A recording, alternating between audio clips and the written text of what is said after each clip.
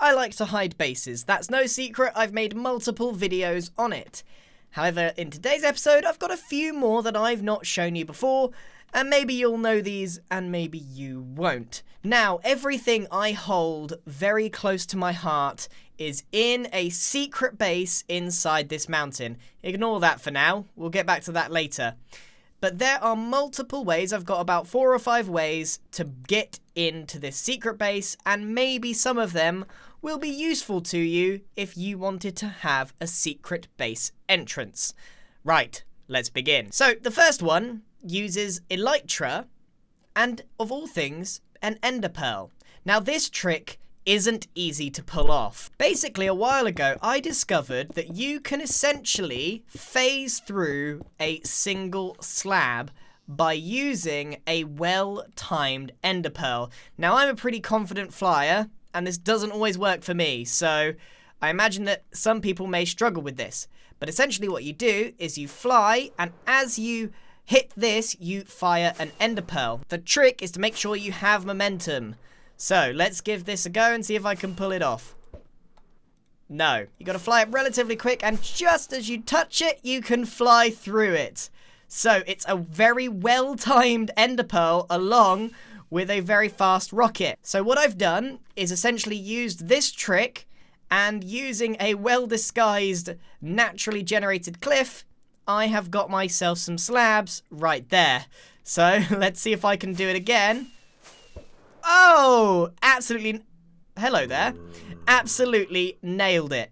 So here we are in my secret base. There are more entrances to reveal, and I know it's not much to look at, but everything I care about is in this room.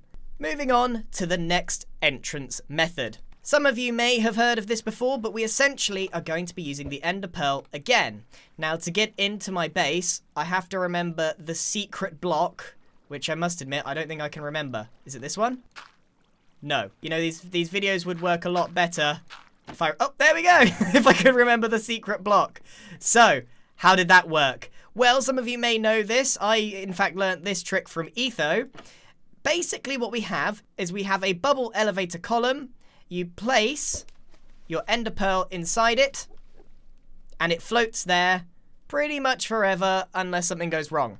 When you activate this trapdoor, you activate the pearl and you teleport in. So essentially, the entrance is a magnificent teleporter. And all I've done is linked up that trapdoor to an observer on the outside, meaning whenever it is activated, and you can use any input you want, you teleport into your base. Now, the only thing you need to make sure of when you make these ender pearl stasis chambers is that you've got enough water, and I believe it is 1, 2, 3, 4, 5, 6 blocks.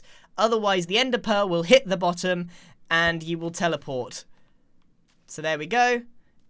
Just make sure it's deep enough, and it will sit there until activated. In our case, it's a spruce trapdoor. Okay, so that's 2 done. We got our flying one, we got our teleporting one. Now, what else have we got? This is where our random hut comes in. Now, this is a sort of decoy house. On the inside, you'll see that there's a shulker box and a block above it. Now, I use this in my Hermitcraft series, so this may be familiar. But essentially, if you put yourself between a shulker box and a block, and there's nothing underneath, you will fall straight through it. Meaning, if you cleverly disguise it, this could be a secret entrance into your base. Now, our next one only really works in this particular sort of biome, because it makes use of powdered snow. Now, powdered snow isn't exactly like normal snow, but it's pretty similar. And unless you're looking very, very closely, you may just miss it. Now, you can use this, obviously, just to fall straight through, or if you want to be a little bit more sneaky about it, you can create small walkways that allow you to get into your secret base. Now, I knew that was there, but you would normally walk straight past something like that. If you're worried about people falling in by accident, you can always activate the trash can. For anyone that falls down, that definitely shouldn't be. You can also do clever things using leather boots that are only accessible if you've got the right shoes on. I think there's more tricks with powdered snow, I just haven't found them yet. Now, the next way to get into your secret base, or indeed any base, is a trick that I feel like everyone knows, but perhaps doesn't use particularly often. Now, as long as you've got an ender chest, and to be fair with you, nearly all of these hidden bases require some kind of end game product. You know, elytra, you need lots of ender pearls available readily, you need a mumbo painting. All of these things require you to have got quite far in the game, and this is no different. So what you do need is a couple of ender chests. This is very important because you basically need to be able to dispose of them. So a stack wouldn't go amiss. All you do is set your spawn at your bed, and off we venture into the world. Now, let's say we're done with our adventuring, and we want to get back to the base. Well, as long as you're not super precious about your levels, you basically just place down your ender chest, pop all the things that you want to keep in there. It's a wide assortment of very valuable items, as you can see. Take the time to remove it with a throwaway pickaxe, or punch it. Wait, can you even punch ender chests? They might be indestructible. You know, oh, no, it's not, it's going! I'm gonna see this through. That was entirely pointless and probably hurt some people's feelings.